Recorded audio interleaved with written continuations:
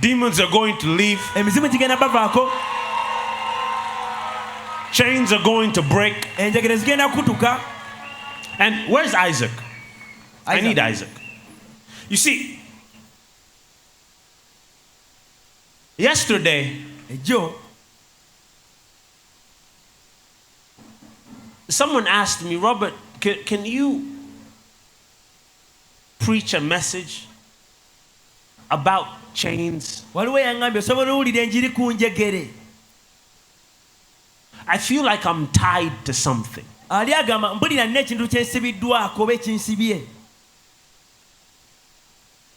This person found me again this morning inside church.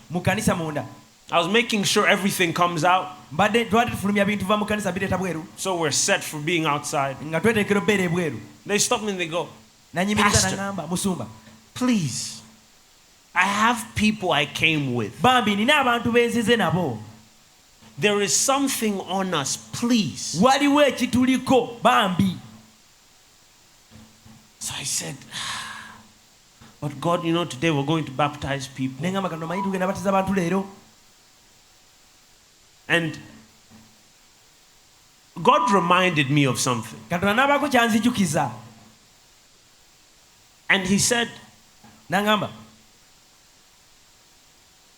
even if this message is only for that one person,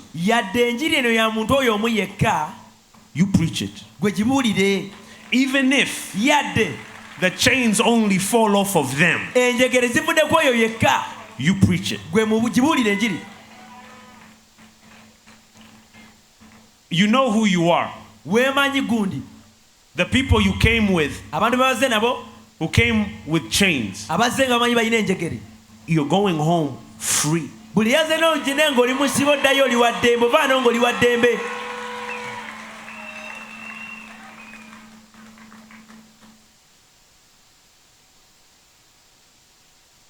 And the Bible verse I've been saying every day since Riot began.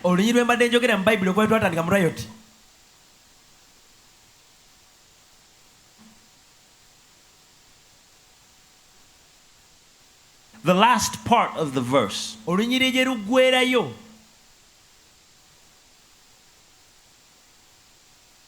says that he will break your shackles.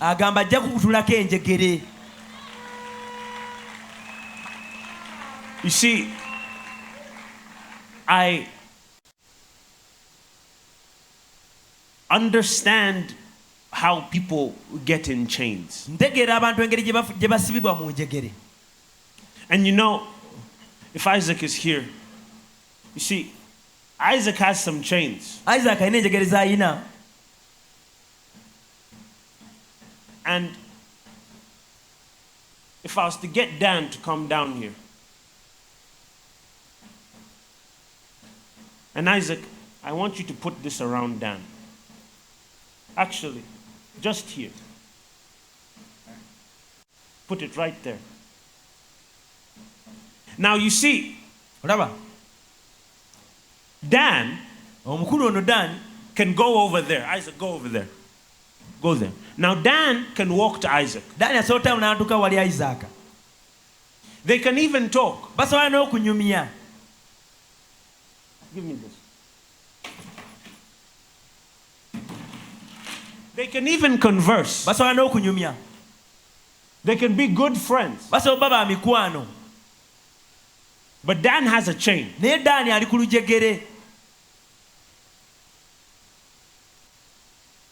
has a chain.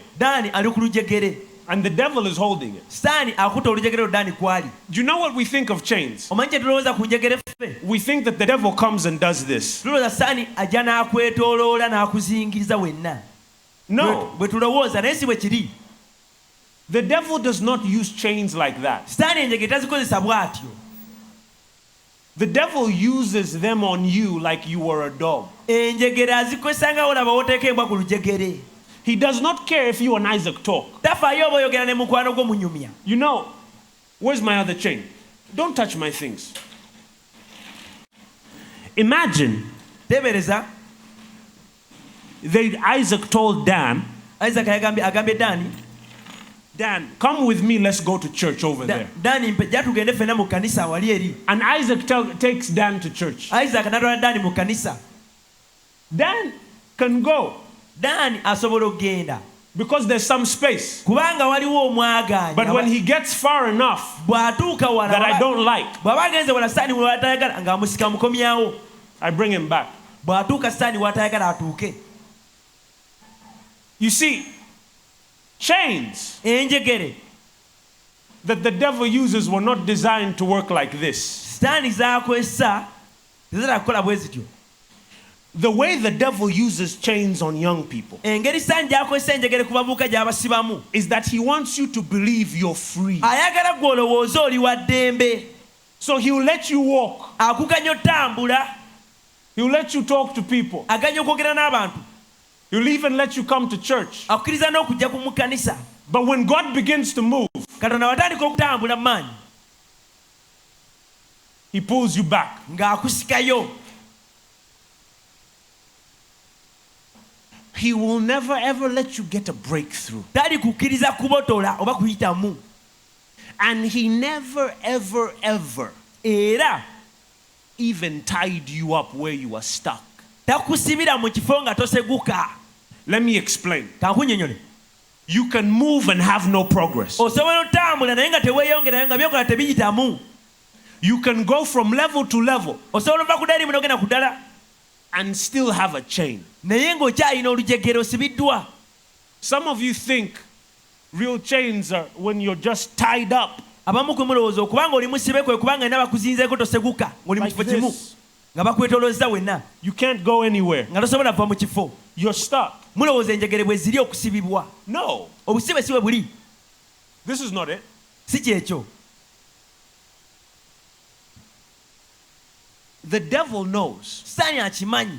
a real prisoner Omusibe omutuufu is a person who is in chains but believes they are free. ye muntu abeera nga musibe naye nga ye mu ndowooza y'amanyi wa ddembe. Because God will never free them. Kuba Katonda aba tasobola basimula kuba wuleda bamanyi tasibiddwa. Because he's sitting there believing, you know what? I'm free. Kuba ye aba amanyi siri musibe. Rob, this message is not for me. Bw'owulira enjiri y'osumulula ye agamba si yange. I'm siri in musibe. church. Ndi mu kkanisa.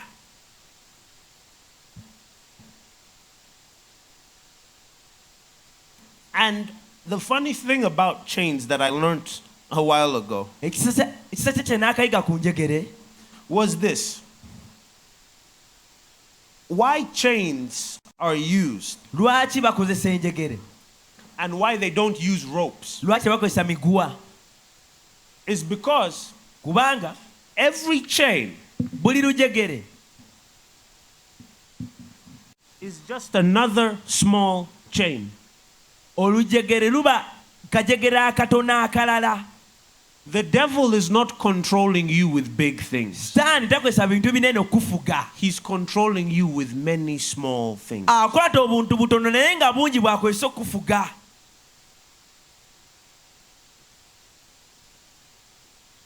And I mean small. Ntegeeza obuntu bubeera butono. They talked about you at school. Baakwogeddeko ebikusomero.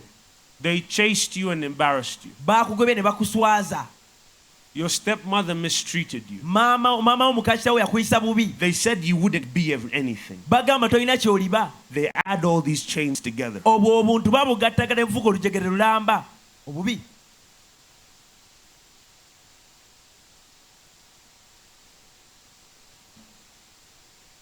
But Naye this is where it gets interesting. wano we kinyumira. But Naye the devil Sitaani made a mistake. yakola ensobi. He let you come here. Yakuganya okutuuka wano, okujja wano.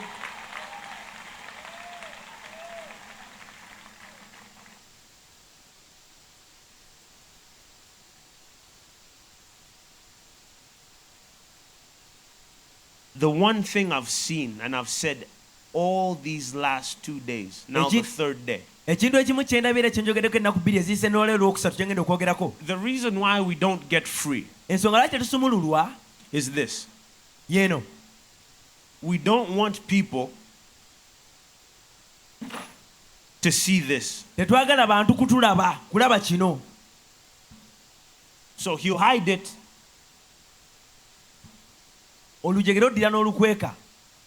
Ah, man, me, I have no chains. I'm free. onyime ne banno bagamba sina olujegere lwonna ng'olukwese mabega. Today, people are going to get baptized. leero abantu bagenda batizibwa.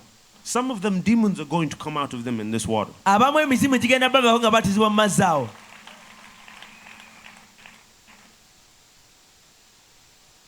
But even though some people will look at them, yadde abamu ojja bajalaba abantu even the abasumululwa ones they came with, ne be bazze nabo understand, bategeera today you're going home free. tegeera ojja leero Even if- oddayo ng'oli wa ddembe yadde. People around you abakwetoolodde don't like how you manifested. tebaagala ngeri gy'ogenda sumululwamu. But tomorrow, naye enkya bwe bunaatuukira enkya, when they see you smiling, bwe banaakulaba ng'oli musanyufu when they see obwenga, you dancing, nga bakulaba oli wadde bozina, when they see you doing better, nga bakulaba oli bulungi, when they see you winning and not failing, nga bakulaba owangula tolemererwa.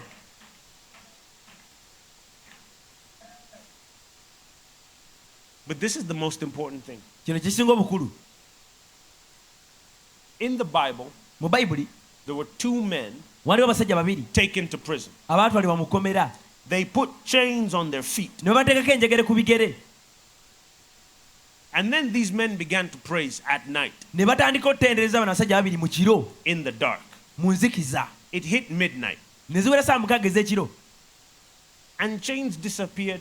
enjegere ne ziva ku bigere, The door opened. oluggi ne lweggula lwokka. I am here to declare over your life ndi wano okulangirirako ku bulamu bwo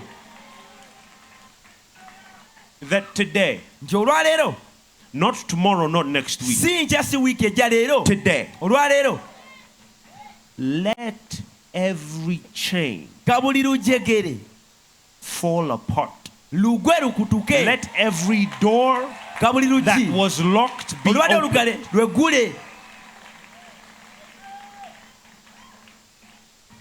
You cannot enter the presence of God and remain the same. tosobola kujja mu kubeera okwagala n'osigala kye kimu, It's impossible. tekisoboka.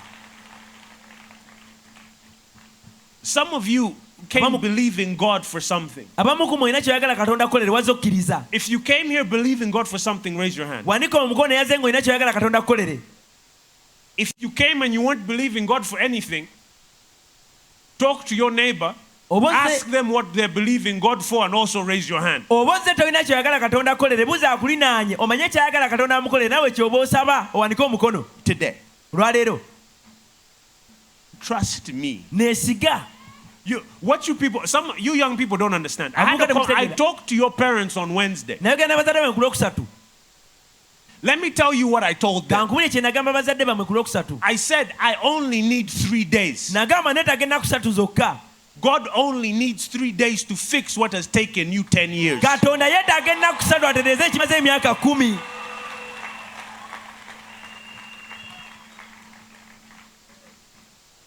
So, n'olwekyo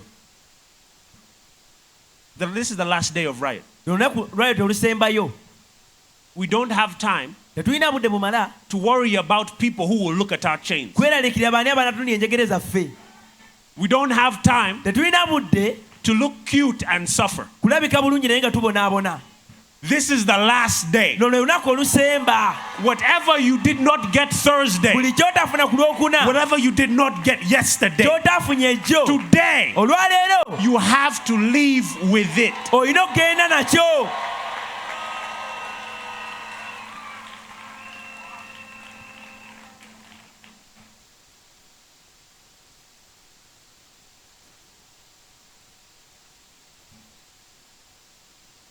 Look around. Tunuulira w'oli. Don't look at me. Look around. Tunuulira abakwetoolodde.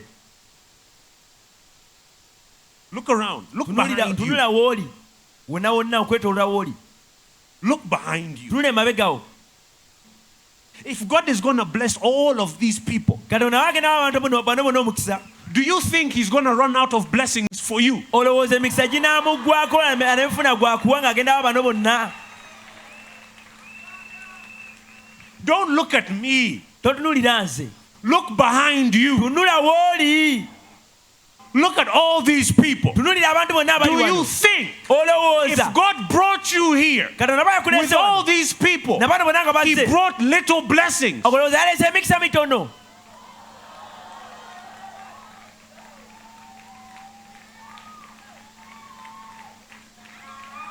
If you're seeing all these people who are here to receive something, the same way, there are many, is the same way God brought many blessings for you.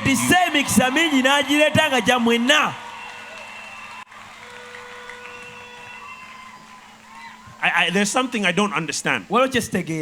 And that's Christians who are also communists. They behave like Jesus only has one blessing per week.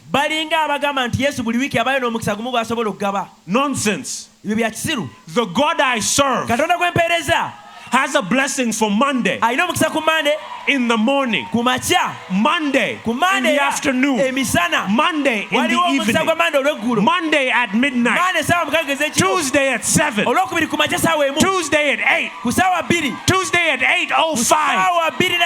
The God I serve has too much.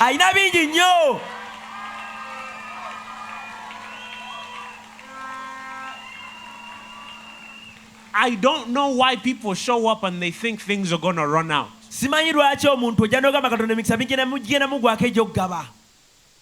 Me, I'm telling you. Hear it from me. If our God was doing portion control on his miracles, I would not be a Christian, because that's not a God. The God we serve, you don't understand. Maybe the people who are serving you food were giving you little. The God we serve, when you bring your hand, he's not looking at how big your hand is. He's just going to take the entire bucket.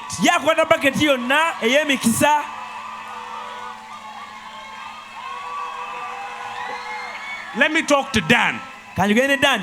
The God you serve, there are people who just think that they can only get a little. That's their problem. It's fine. Some of these people think that God is only going to do a little, that the miracle that already happened is enough. Some people got their miracle Thursday.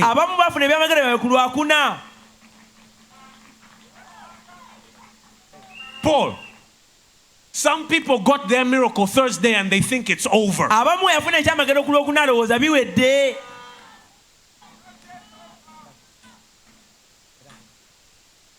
Some got their miracle Friday and they say, you know what, God has done everything. I don't think I'm going to get another miracle. The God I serve is not limited by your thinking. That's fine. Let me tell you what our problem is. There was a woman in the Bible. A prophet comes to her house, her home, and tells her, go borrow many jars. And then the Bible says, the woman came back with a few. I'm sorry, but let me tell you the truth. I am telling you to expect a lot. You brought capacity for a few. That does not limit what is going to come. If you can only carry 2, that's your problem. If you can only carry 2, that's your problem.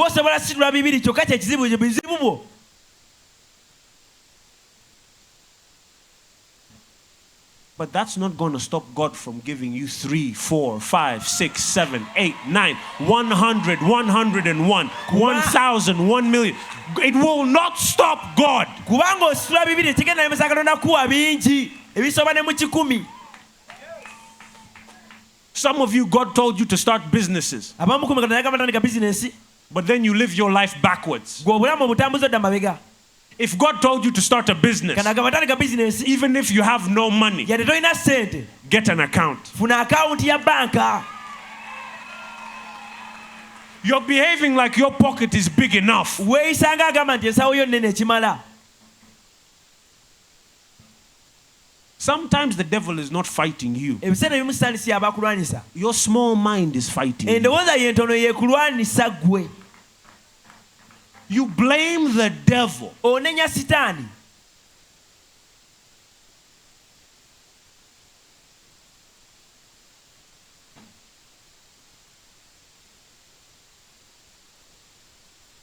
Paul, I don't understand these people. Abantu bano sibategeera. Me, I don't get it. Sibategeera. I have heard some crazy miracles. Mpulidde ebyamagero No, eby'amaanyi. me, I mean crazy. Ngamba ebyamagero nga bya kiralu.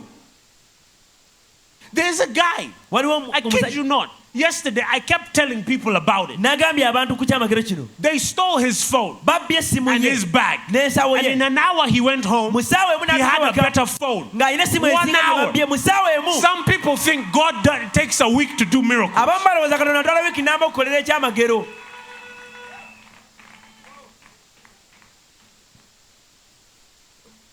Everyone came to listen to me to preach in Riot. Buli omu yazze okumpulira nga mbulira enjiri mu Riot. Me, I've been learning. Nze mbadde njiga. Friday, yesterday, Egy'olwokutaano I learned from a baby. nayize kuva ku mwana muto omuwere. Then I learned from a guy who got a better phone after it was stolen. N'enjigira ku eyo gwe babbyeko essimu n'afuna esinga gye babbye. And then I learned from someone who got their school fees paid after the first day of Riot. N'enjigira ku eyo yafunye school fees ne sasula nga bamuleta olunaku olusooka. But for you, Naye gwe but Pastor, you know, someone has already been blessed and healed. gw'ogamba waliwo eyafunye dda omukisa osanga n'ogwaga eyagututte. So, you know, it's a miracle. Kyamagero. I don't believe there are any more miracles. Sikkiriza Katonda akyalina ebyamagero ebirala kawadde oli. If the person you're sitting next to is behaving like that, Oba gw'otudde naye I'm yeeyisa giving you bw'atyo. permission to move. Nkulagidde muviire. Do not limit Tolemesa what God can do Katonda ky'asobola kukola. because the bag you brought is small. Kuba akasawo k'oleese katono.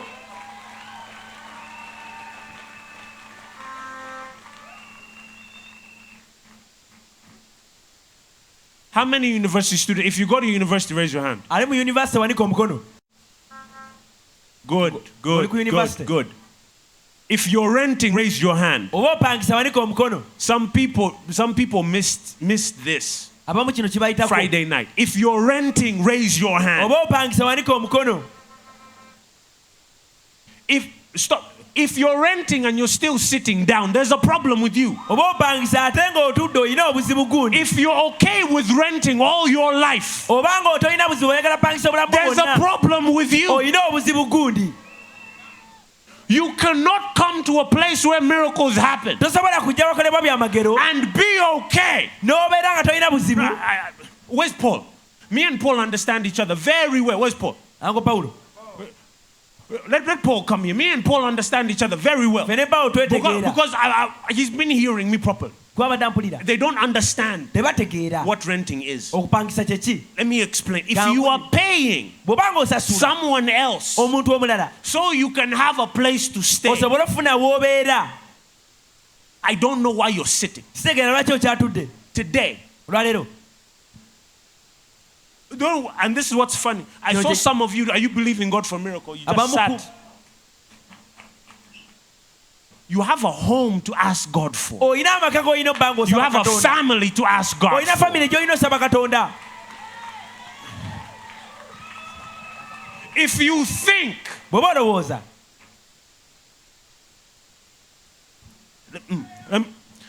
I'm going to change the sermon slightly. kansuse ku njiri katini. The God you see katonda gw'olaba is the God you get. ye katonda gw'ofuna. If you believe your God only pays rent, bw'oba okkiriza katonda asobola sasula busasi nnyumba that's the w'osula God you get. gw'ogenda okukomako. If you believe your God heals people, brings them out of wheelchairs, that's the God you get. gw'ogenda olaba.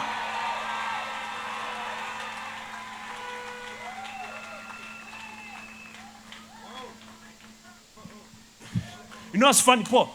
I saw people. nalabye abantu. I was like, if you're renting, raise your hand. ne mbagamba andika omukono ng'opangisa. Some raised their hand, abamu ne and then bawanika the person next to them, their hand wasn't raised, so they put their hand down. ng'akuli okubi tawanise nawe n'ossa omukono kuba kuli tawanise. Let me tell you, that demon will forever sit on you. ogwo omuzimu. Hear me when I am telling you. mpuliriza. The thing that blocks all people who love Jesus, ekiremesa abasinga abaagala yesu. they're ashamed to say, God, basobola okugamba listen, katonda. I came to you today, I'm tired. nzize leero This is mbikooye. not the life you said. buno si obulamu bwe wampa. I'm sorry. No one can convince me. tewali asobola kunzikiriza. Jesus did not die for you to be sick. yesu yakufiirira obeere mulwadde.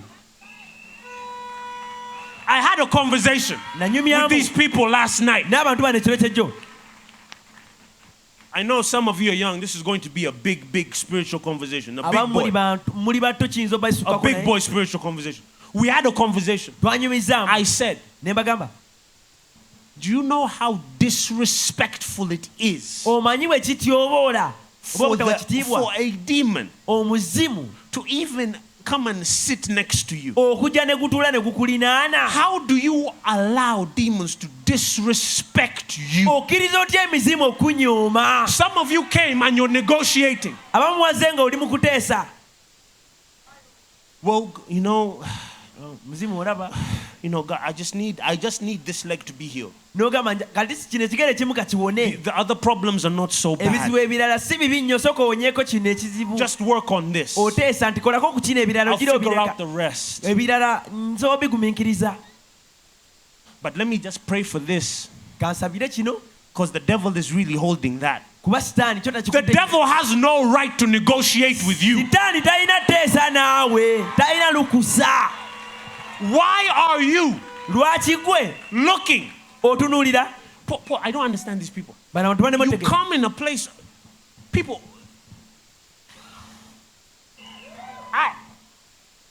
People won't believe me. temujja kunzikiriza. I've watched crazy miracles happen. ndabye ebyamagero ebyewuunyisa. I have seen ndabyeko no leg. ng'omuntu talina kugulu. Like he has one leg here, ng'alina okugulu kumu. no leg here. wano tewali kugulu. Another leg grows. okugulu ne kukula ne kumera.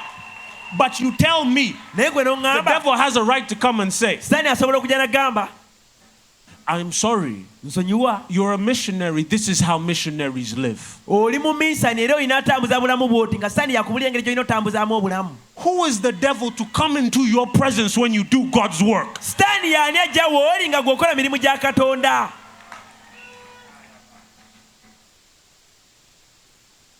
Young people, abavubuka, even if the people at home negotiate with the devil, Yada- you will not. yadde abeeka bo bateesa na sitaani baleke bateese gwe tokkiriza teesa naye. I do not allow the devil to disrespect me. sikkiriza sitaani kunnyooma. If I tell a demon to go, bwe ŋŋamba omuzimu genda, hear me, that thing has to leave. guba guyina It okgenda. has no right. teguyina lukusa. When all of you are here mwena nga muli wano and you go back home ne muddayo waka and there was someone there with a demon, nga waliwo aliko emizimu, whenever you step home, that demon has to go back to hell. kasita otuuke waka omuzimu gulina ovaawo gende mu Why? gena. lwaki? That demon should say, Michael has come back. omuzimu gulina ogamba Mike akomyewo I waka, need to leave. neetaaga ogwambala. I know the rules. manye amateeka. Listen, wuliriza, Satan knows the rules. sitaani amateeka agamanyi, You don't know the rules. gwe atagamanyi. So he's confusing you. akutabula kati akutabulatabula. The rules are simple. amateeka mangu, You tell him what to do, gwe amulagira ekyokukola, he does it. gisi yakulagira. It is not that you have a conversation. si nti mubiteesaako. The devil is not allowed to talk. sitaani takkirizibwa kwogera. Let me tell you something. Kankubulire. The reason why the devil cannot keep a home, cannot keep healing, cannot keep anything from you is simple. Ensonga lwaki santaza kukuggya ekintu kyonna. When Jesus went down to hell, Yesu bwe yagenda mu geyeena bwe yakkayo he took the keys. yamuggyako The ebisumuluzo. devil does not even have the keys to his own kingdom. Sitaani talina na bisumuluzo bya How can bwakabaka he we. take the keys to your life? Ate ebisumuluzo by'obulamu bwabitwala atya nga ebyewuwe tabiyiina baabimuggyako. I can't with you. Paul, I don't understand. Sikitegeera. You come here. You bring me the chains. Bring me the chains. Bring. You see, the part of the thing that you missed, Ekikuyitako ekyomisinga. maybe you can't see this far. Put Osanga the chain tolaba. back on.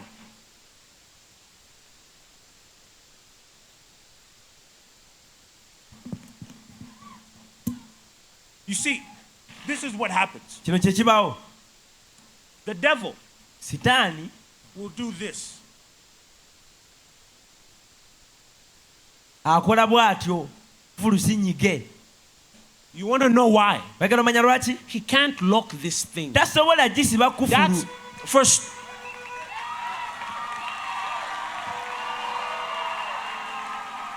The reason why he holds it Ensonga lwaki akwatirira is because he can't lock it. kuba tasobola ginyiga kufulu giggala. He has no keys. Talina bisumuluzo. All of you were looking at me when I was talking like I'm crazy. Mwena bwe namudunanga ninga mawoya. The devil Sitaani has a padlock, ekufulu agiyina but he has no keys. naye talina bisumuluzo byayo.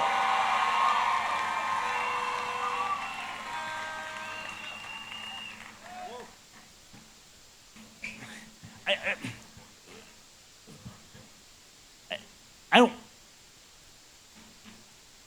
So, what has the devil locked you out of? Sitaani kiki kye yakusibira nga tosobola kiyingiramu? What has he locked you in? Kiki kye yakuggaliramu? If he has no keys to close the door, what did he lock? Bw'aba talina bisumuluzo biggala lugi yaggalawo atya?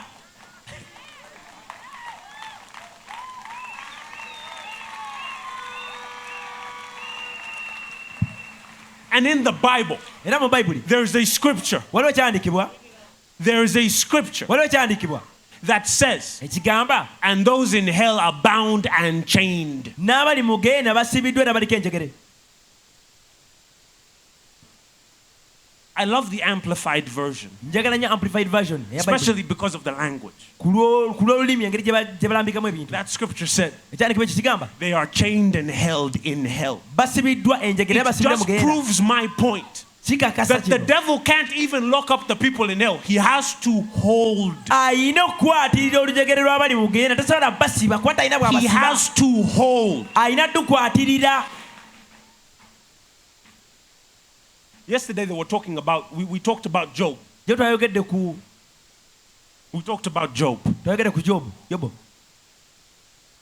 Job had to be offered.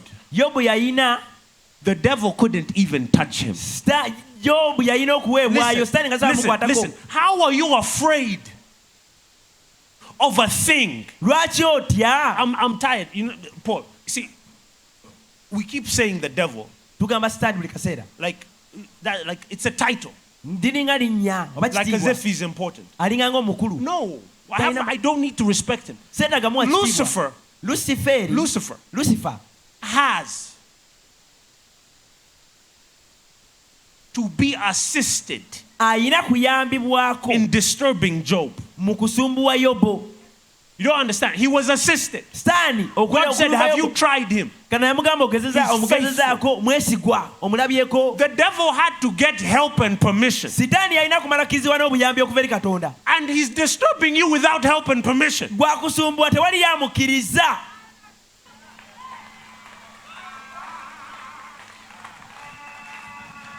How can you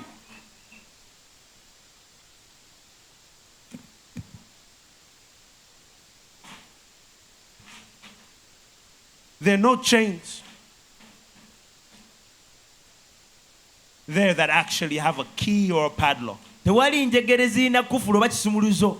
The Bible said Jesus has all of them. Bayibuli egamba ebisumuluzo byonna Yesu yabiyina.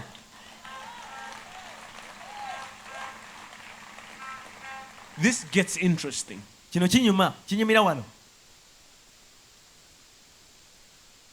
We look at the Bible, but we don't read it. Tutunulira Bayibuli naye tetugisoma. Tutunula mu butunuzi. If you don't have keys, you cannot lock your home. Bw'oba tolina bisumuzi osobola kuggalawo oluggi lwa nnyumba yo ng'ovaawo. I'm going to talk to myself because you people are just not understanding. Kati enjiri kanjeebulira kuba byalemye otegeera. If you have no keys, bw'oba tolina bisumulizo. Paul, Tula. If you have no keys, bw'oba tolina bisumulizo, you can't even lock your car. tosobola na kuggala mmotoka yo. You can't even start it. Tosobola na gitandika The Bible Bayibuli was not even specific to how many keys and to what they control or open. teyogera bisumulizo bibimeka oba biki bye biggula oba bye bikolako. Bayibuli egamba bugambi. It just said the keys Bayibuli egamba nti of ebisumuluzo hell. ebya geyeena. Meaning the devil might even have vehicles that just can't start. Sitaani aleka mugeyeena alina emmotoka zasobola natandika kuba mukuba serefu. But he has the keys to your vehicle. Naye kwolowooza ekisumulizo ky'emmotoka ye yakiyina nga n'ekye takiyina. Halo? The man does not have keys for his own kingdom. Ebisumulizo bye bwakabaka bwe tabiyina. They're not ready from. If,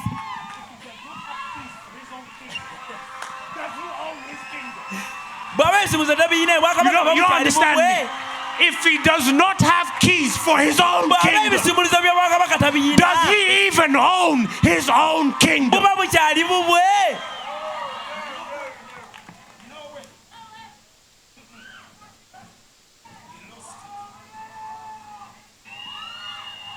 The devil. Sitaani.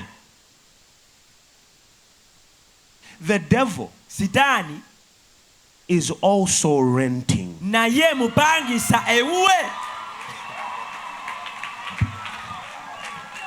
But Robert, how? Ogamba kisoboka kitya? It's the landlord who owns the keys. Landiroodi alina ebisumuluzo.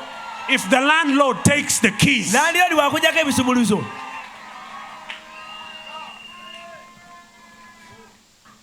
Ani ge bali bajjako akasumuluzo ka tooyi. if the landlord takes the Paul, I don't understand these people. If the landlord comes and takes the keys, Landiroodi wajja n'akugyako ekisumuluzo.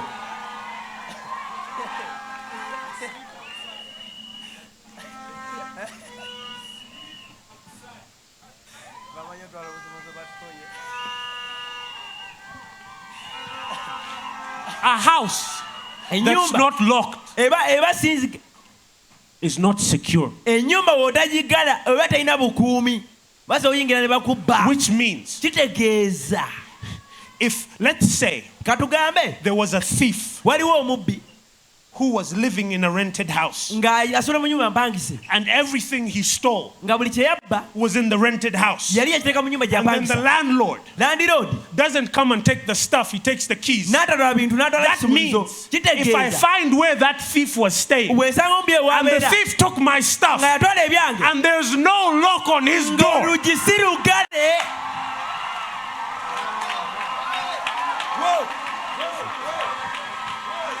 and there's no lock on his door, ng'oluggi terweggala.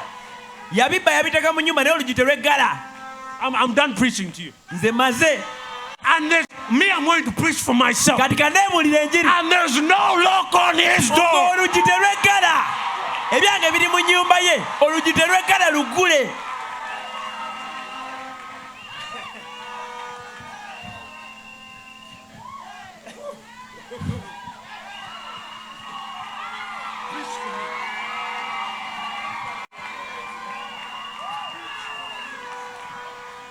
If he was stealing everything, Bw'abanga abadde abba buli kimu.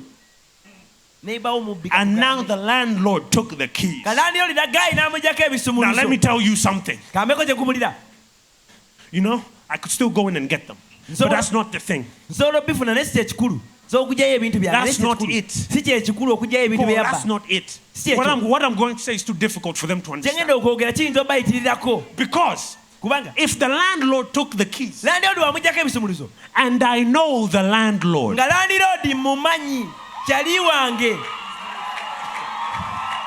and the landlord is the one who takes care of me, and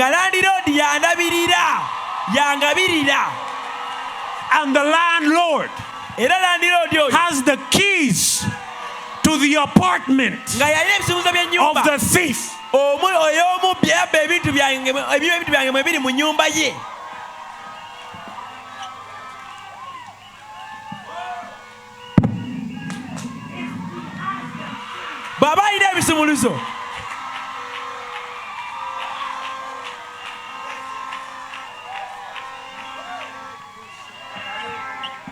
if he has the keys, Paul is understanding me. Paul is getting me. If the landlord is my daddy,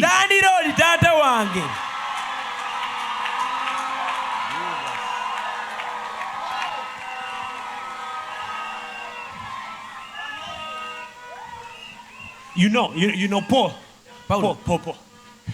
The sermon is too much for them. I'm not even looking there. It's too much. Paul. Whenever you enter a place, you have to sign an agreement between you and the landlord.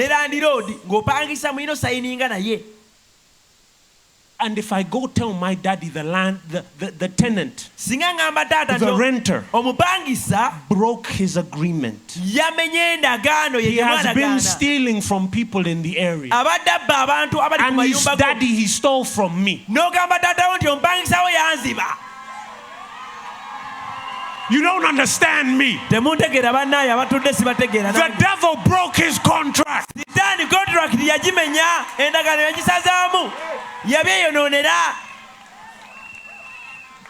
Me, I'm at a stage in my life, there's some things I don't even want back. I am just going to get him evicted.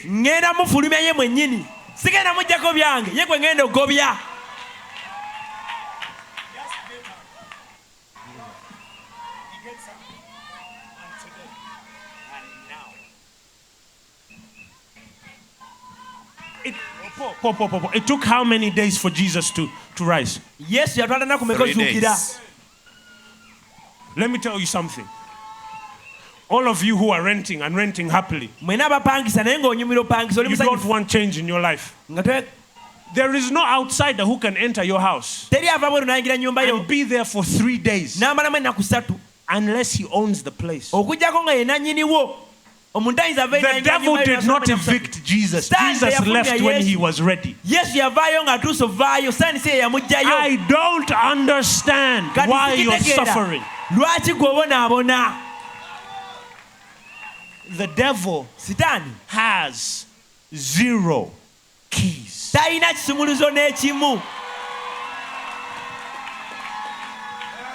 I know that person asked me to preach about chains. But the thing about chains is that without a padlock and keys, they're useless. You can't even tie anything because you need a padlock to complete the loop. Jesus is so smart. He said, devil, I'll leave you with chains because you don't have what it takes anymore to complete the loop. Quarter. They're not. I have to show them.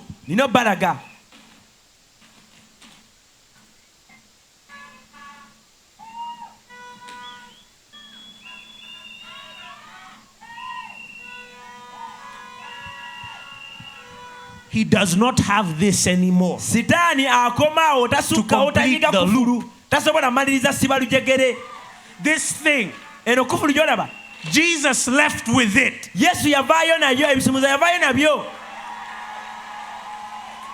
That's why the devil is holding you. toli musibe oli mukwate bukwasi.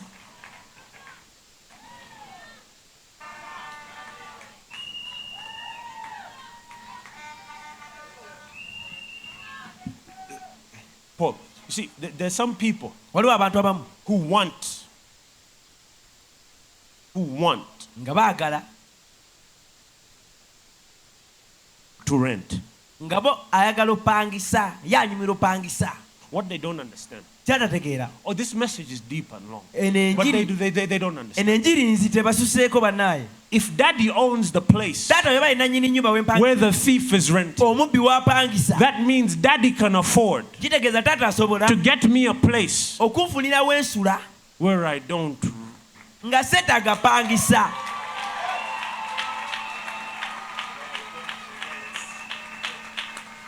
But before we go there, before we go there, if you're renting oba ng'opangisa and there's a contract, nga waliwo contract, you have to pay rent olina osasula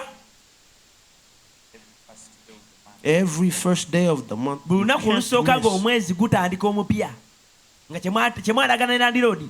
That means, kitegeeza you know, anyone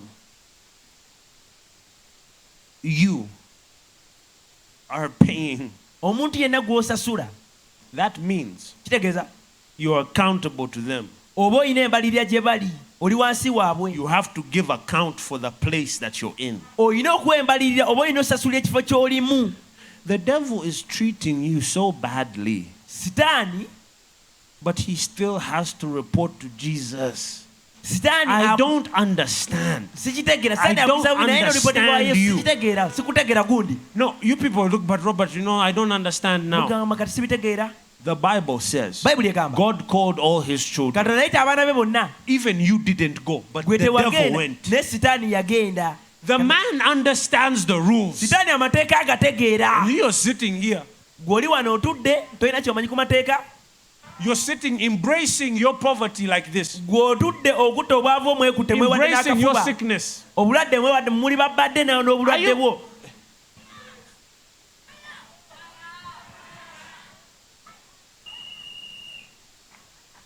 How can the devil, God calls all his children, all of them, and the devil comes. Katonda ayita atya abaana be bonna bonna Sitaani n'ajja. He arrives. N'atuuka. And nobody stopped him. Tewali yamugaana. You want to know why, Paul? Oyagala omanya lwaki? I'm sorry, Michael. I know you threw me out. Yagamba Mikayiri malayika nkimanyi wangoba mu ggulu. But I'm still paying rent. Naye nte asasula. I have a right. Nina olukusa.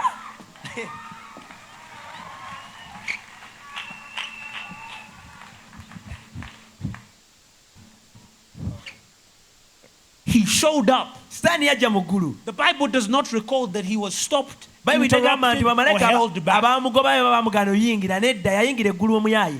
But you are having trouble going in and getting your miracle. Naye gwe ogenda ofuna ekyamagere kyeri eggulu kizibu. Omwana. He Sitaani arrived yatuuka and proceeded neeyongerayo to go to daddy and begin talking. n'atuuka eri taata owaffe ne banyumya n'okunyumya. The Bible is not talking about anyone else in the meeting going and talking to God. Mu baana bonna Katonda beeyita ababe talina Katonda, Bayibuli talina gweyogerako eyayogera ne Katonda mu beeyita bonna. For me, I'm sorry. If I was in that meeting, Singa I would have naliwo. slapped him. Because that no. Listen, you Naane mugambe gundi Sitaani. wait. Linda. I am talking to God. You will talk after. Njogera ne Katonda njogera ne Katonda namugambe lindako kamale okwogera naye. Even you know look, first stop. The story of Job. Olugero lwa Yobu.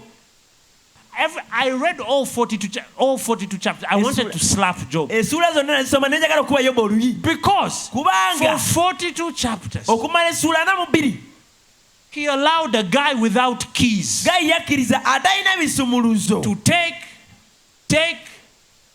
atwale take, n'atwala n'addamu n'amutwalako ebintu. I tell people all the time, God is working on me. Katonda ankola mulimu. And the devil knows. Sitaani akimanyi. That's why the devil, if I'm in a place, bwe mba mu kifo, the devil will be far sitaani abeera up there. wala. Because for me, Kuba nze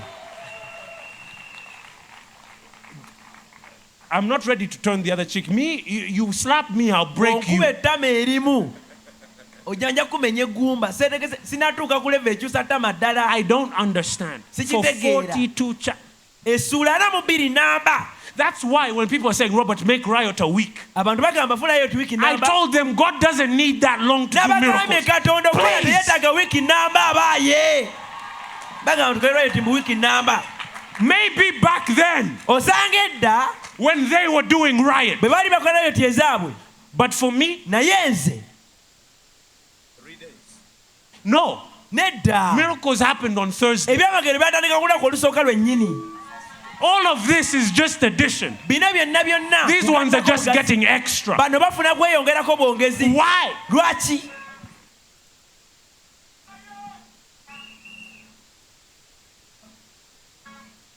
The Bible verse of this ministry is not in Job. Olunyiri lw'obuweereza buno teruli mu Yobo. So we don't need 42 days, 42 weeks, Nnaku 42 ana mu years. bbiri, wiiki 42 oba myaka 42. We only need yesterday, today. Leero. Lwenyiri lw'ekkanisa eno. No. They didn't understand me. Temukitegedde. Those of you who work here understand. Abaweereza bano mukimanyi. The message and Bible verse, the scripture of this ministry Olunyiri lw'obuweereza buno kwe is luyimiridde. not in the book of Job. Teruli mu kitabo kya Yobu eky'essuula 42. It's in Hebrews. Kiri mu Ebbulaniya. It says, Kigamba yesterday, yo today, leero forever. n'emirembe How gyonna. many days are those? Ennaku meka ezo?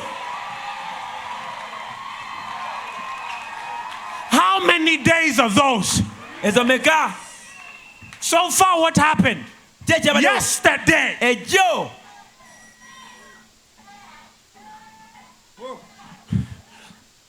Thursday was yesterday. Olwokuna lugambe lw'ejjo. The today Olwalibadde nga leero happened Friday. lwe lwokutaano. The forever. Emirembe gyonna. No, Paul, people aren't hearing me. The forever. Olw'emirembe gyonna.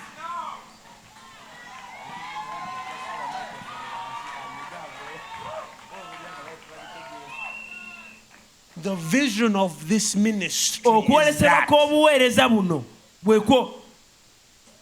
The vision of this ministry.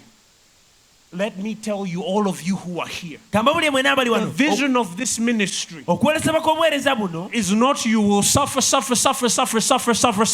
and then one day get victory. The vision of this ministry is you show up, nti ojja you arrive, n'otuuka and trust me when I tell you. n'esiga bwe nkugamba. No, it's fine. Let demons go. Why are you? Listen. Why are you surprised? Lwaki weewuunya? Yesterday, Ejjo, today, leero, forever. n'emirembe gyonna. 3 days. Ennaku 3. That boy got his phone in 3 hours. Omulenzi mu ssaawa 3 ng'afunye essimu ye.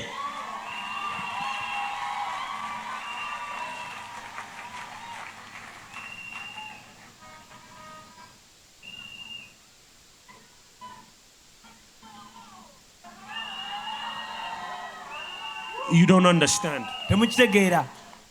People don't understand. Abantu tebakitegeera. Jesus was in the grave for how long? Yesu yamala ennaku meka mu ntaana?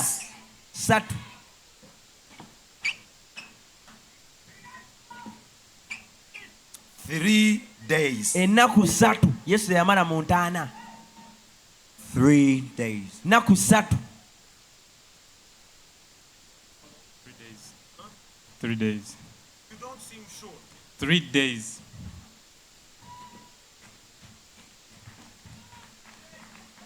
So what is the problem? Kati gwe obuzibu buliwa?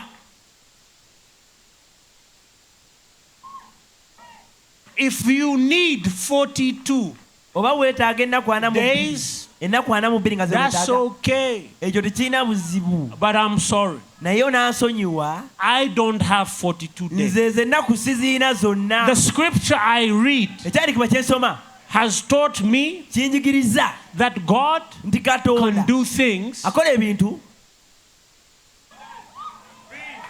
No. Stop. You haven't got it yet. temunnakitegeera bannaaye The scripture says ekyandikibwa kigamba yesterday, jjo which means he can do something. kitegeeza asobola okukola ejjo And then he can do it again.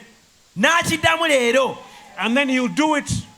n'akiddamu emirembe gyonna Not that it will take him 3 days. si nti yajja kwetaaga ennaku That 3 he will do it for the asobola rest kikola of your life. ennaku 3 n'obulamu bwo bonna asobola okiddiŋŋana Now let me finish. We have to baptize people. tulina obatiza Let me abantu finish. kamalize You still don't get me. You temunnantegeerera haven't understood the verse properly.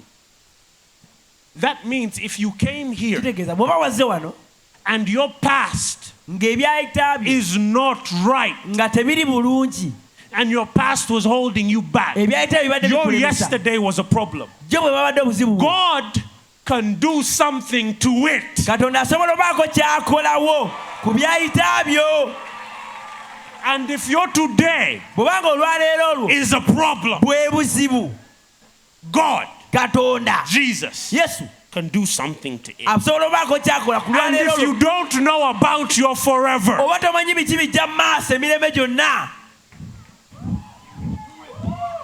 if you don't know oba tomanyi about forever, biki ebijja mu maaso emirembe gyonna David, if you don't know about the forever of your business, oba tomanyi bikwata ku bizinesi ebiseera eby'emaaso byonna Naxa, if you don't know about the forever of your music, oba tomanyi biddako bya music wo if you don't know about the forever of your evangelism, bw'obanga tomanyi biddako bya kubulira njiri emirembe gyonna God katonda can do something asobola obaako kyakola about it. ku kyo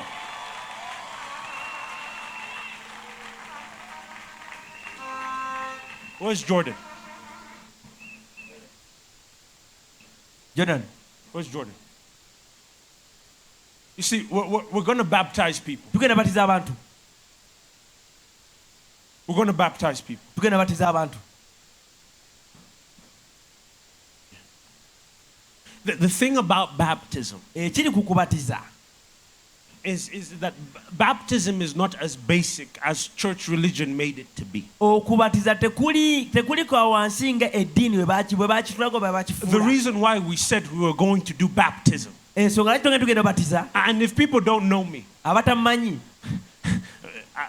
I love the head of our missions department, Pastor David. njagala nnyo omusumba dawuli akulira missions department wano I was like, we're doing baptisms. He got everything set. namugambye tugenda batiza n'ateeka buli kimu Baptisms, it's not basic. okubatiza si kintu It's kitono not routine. si bintu bya bulijjo The point is, you come in kiri nti ojja as you. nga ggwe Okay, you're not understanding. You come in as yesterday. ojja nga bwe babadde jjo You get in today. n'oyigira leero You leave.